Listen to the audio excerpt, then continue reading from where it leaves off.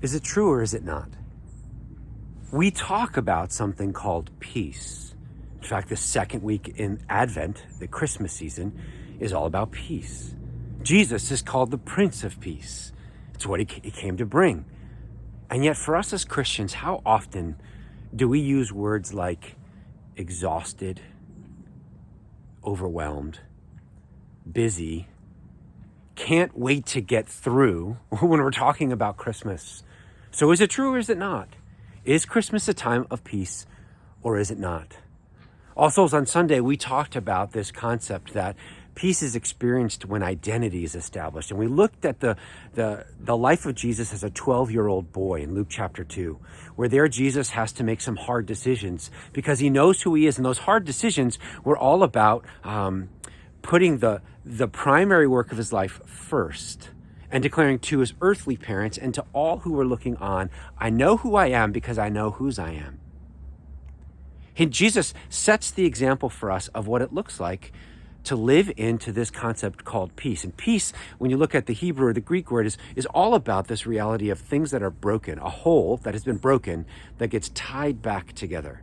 That you experience life as it's meant to be, full, whole, not shattered in all different kinds of pieces, and not scattered all over the place like our minds and our hearts often are around Christmas.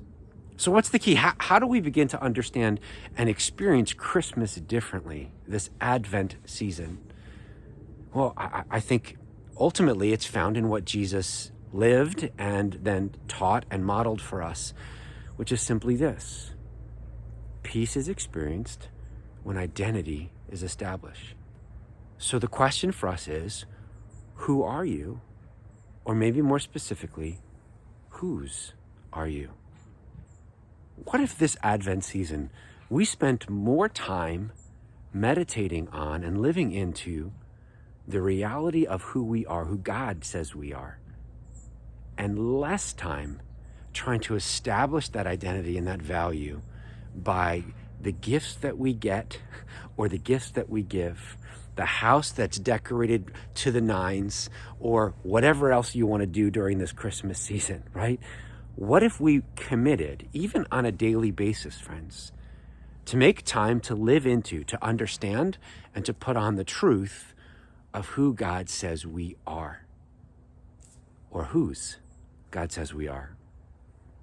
The first word that came to mind as I was thinking about and praying about this video is this: chosen. I think about like some of the festivals and the rhythms that we celebrate around Christmas, right? Like when you have the mistletoe, right? And when someone chooses you to be the person that they kiss underneath the mistletoe, or when someone chooses to get you a gift out of nowhere, or when someone chooses for you to be the white elephant person that they want to swap with, or whatever it is, when you are chosen, you feel special, right? There's something that says, wow, there is value and there is care that's being given to me from another person. Do you know that one of the words that God uses to describe his people most often is simply that: chosen. You're not a mistake. You're not a second thought. You're not the runner-up. You're not always left out. You're not the afterthought.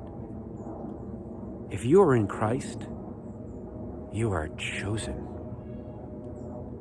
There's an entire video series that's out now, and I think you can look it up on the app called The Chosen. It was just in movie theaters this past weekend. And I want to put it on your radar not because I want to add to the busyness of your Advent, but because I want to encourage you to spend some time watching, soaking in, and hearing freshly what it means that Jesus knew who he was, the chosen one. And because of Jesus, we can live into who we are, the chosen. Do you see? This Christmas, God invites you to know a peace like you've never known before. A peace that doesn't just slow down all of the crazy around us, but that first and foremost slows down the crazy inside of us by putting us back together with this power that he calls love. the transforming love of Jesus that makes us whole on the inside so that we can live as whole people on the outside. Will you take some time, make some time this Advent season to be still, and maybe instead of watching that Hallmark movie, you put on The Chosen. Maybe make it something that you and your family does together. You can enter into the story. You can hear God say the words that just came out of my mouth. This is who you are.